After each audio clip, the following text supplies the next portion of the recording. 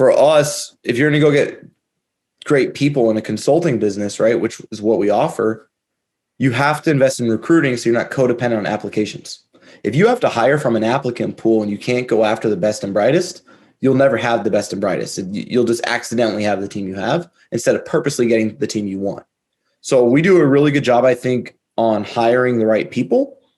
And then our culture is insanely intense, independent, and empowering. Here's the thing. The fastest growing companies in the world, they're small businesses, often with less than 100 employees. So how are gritty entrepreneurs, CEOs, and founders like us going up against massive markets, scaling teams, building systems, and skyrocketing to success before crashing and burning? This podcast will give you those answers. My name is Chris Ronzio. Welcome to the fastest growing companies. Welcome back, everyone. I'm Chris Ronzio. Today, I'm here with Garrett Mehrguth. Hey, Garrett, how are you?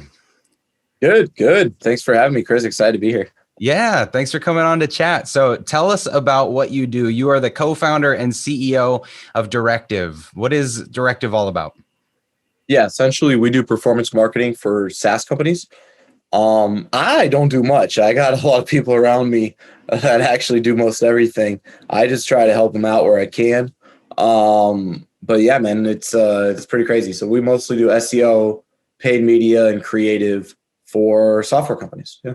That's awesome. Well, the quote, "I don't do much," is something I think a lot of people aspire to and few ever get to. So we want to talk about that process because I'm sure at the beginning you did a ton of stuff, and going from that to not doing so much is an awesome journey. So let's talk about that. First of all, how long have you had the business? I think today's our 7th anniversary. So about 7 years. Yeah. Cool. And why this business? What made you start this?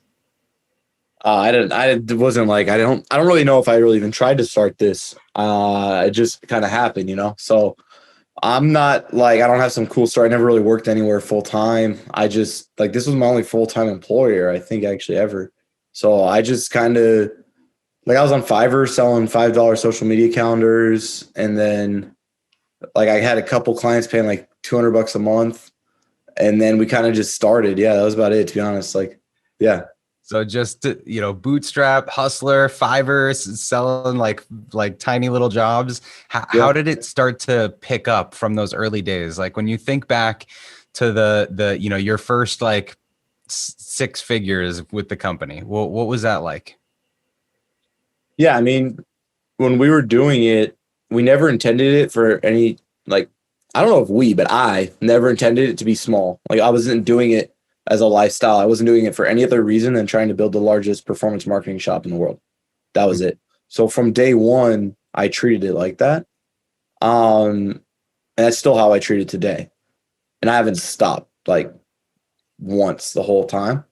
So I don't know, if you just have that approach, you build everything different than if you're trying to build it for a lifestyle, or if you're trying to build it into a cash cow, or just the outcome you want should dictate your finances, your management team, your time allocation, the way you position yourself in your firm.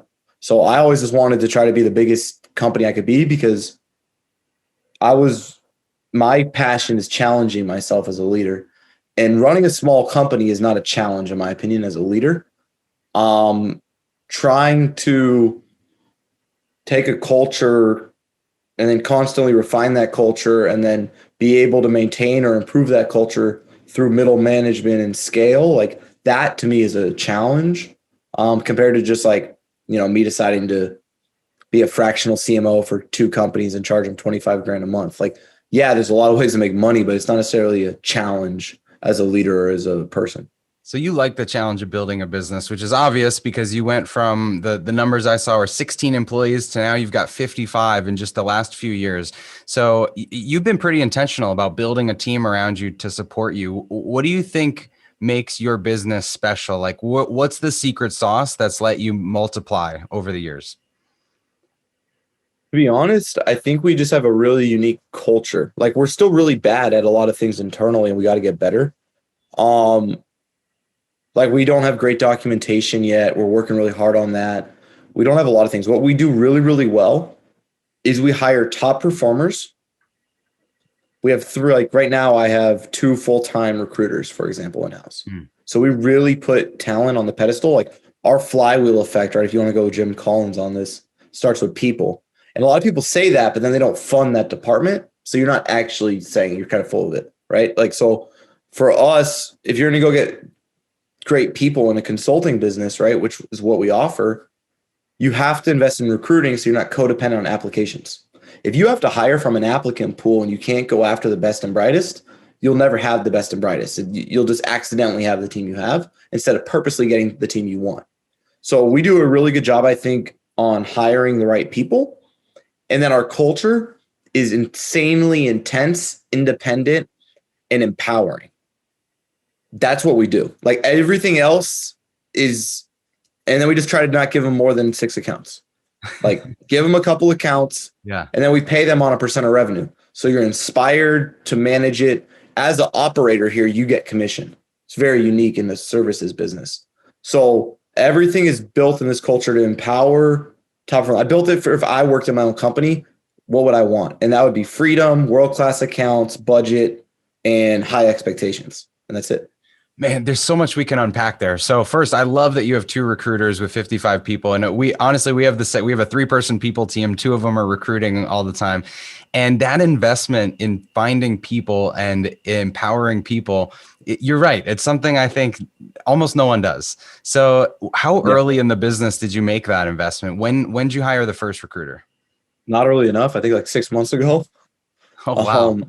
Yeah. Before that, I'm pretty active on social and other places. So I would try to reach out to people if I thought, but we were just like back in the day too, we had, our whole company's technically millennials still today, but like back then I think we got up to almost 70 people at one point.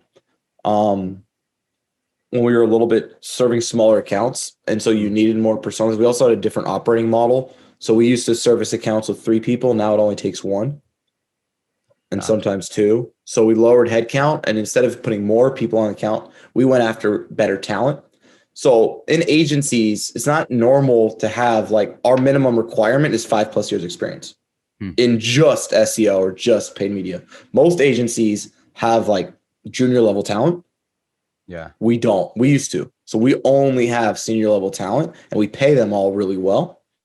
And then we don't give them too many accounts. But we didn't have recruiting before this. I wish we did. It should have been the first thing we did. If you go like so good advice in retrospect. Now I want to ask too about the operating commission, because it's pretty common that as a sales position you would get some sort of commission, but it sounds like you pay commissions to anybody that's servicing accounts. Am I understanding that right? Yeah, like anyone who is like an account manager. So let's say you have 6 accounts and you have a base salary. If you keep those accounts or grow those accounts, we have a threshold, right? So we're trying to hit an X amount of gross margin. Then any money you manage over that gross margin, we give a very large percentage, like multi-digit percentage back to you. Now, if you churn that account, you don't get that bonus. See, the way we pay is you have a base salary that's in the top probably 5% of the market, and then everything else is goodies. And that goodies is based on your performance. That's cool. That's creative.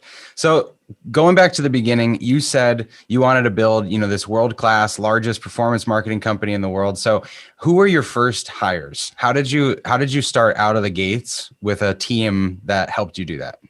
My 2 best friends who didn't know anything. That's so often the case. All right. So skip past your couple best friends. Who is the first like stranger you hired and why? I didn't hire strangers for a minute. I think I just kept hiring the homies for a while. I didn't have any money to pay anybody. I was like giving away rent and sometimes and all sorts of stuff. So, we really did bootstrap it, right? Like we didn't have any money. We never raised money. We have no debt today. We have no outside funding. We've never been in debt.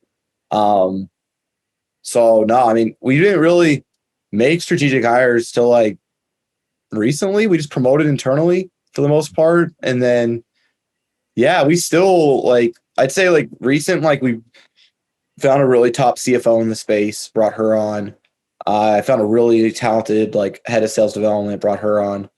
Trying to think of people in authority in the company outside that. We brought in a director of SEO from the outside. So I'm curious, almost everybody else is promoted internal. Yeah.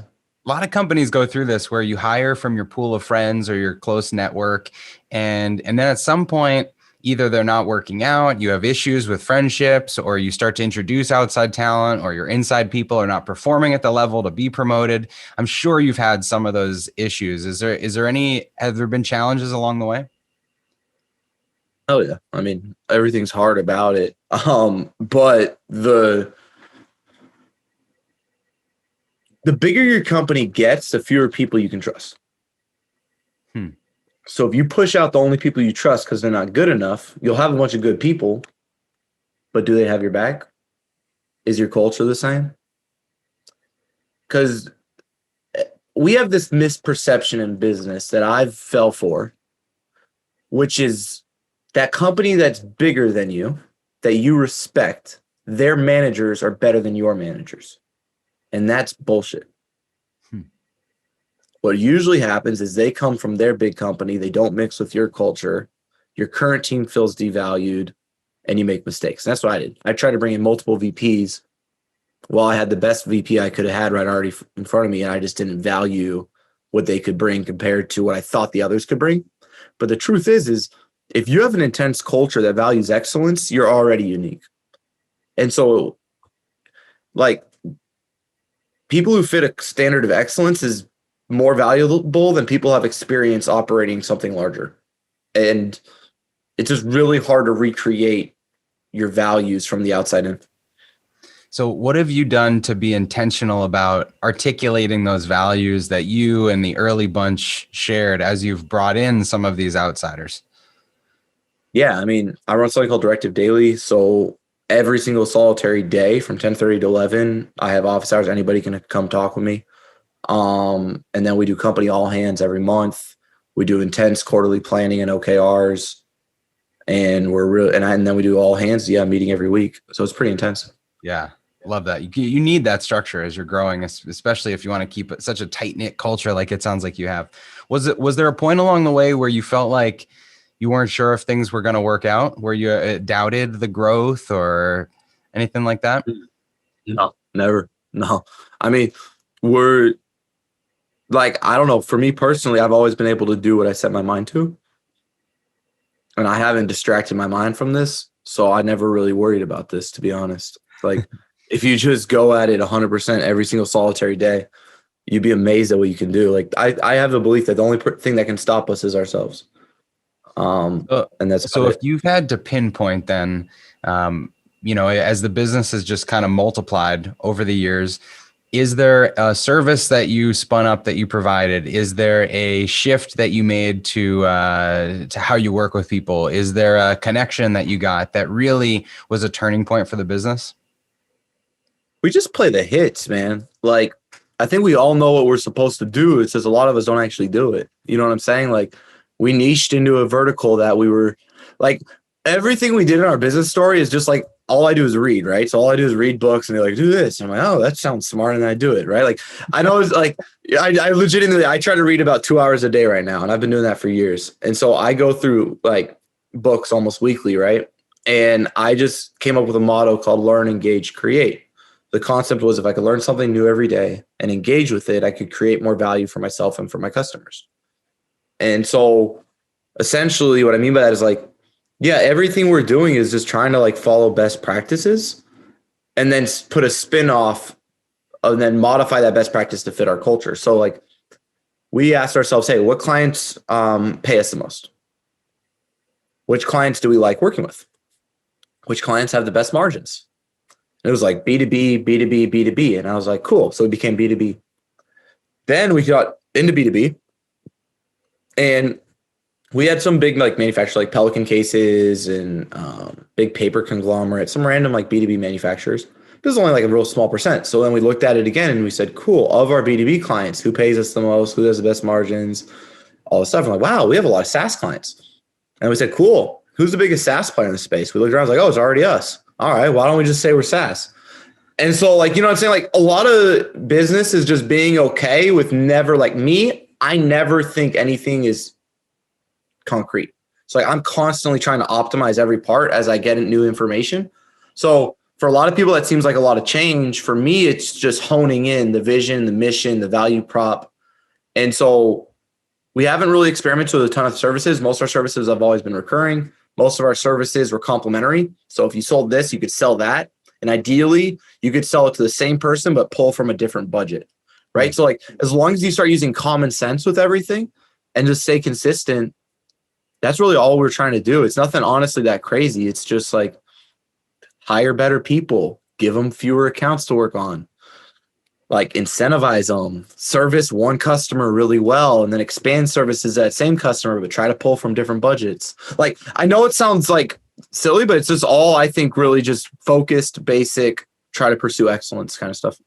And you execute. It sounds like if you're reading a book a week and you're applying all the best ideas, then you're not just sitting around like a lot of people do, not putting those ideas to work. So I think if you're constantly growing and optimizing, like you said, then the changes happen over time. Pretty cool. Yeah, we have a management team around me. So, you know what I mean? Like, I haven't been, and this is also, I think, a bad thing sometimes, but I haven't been on a client call in, I couldn't tell you how many years, like years.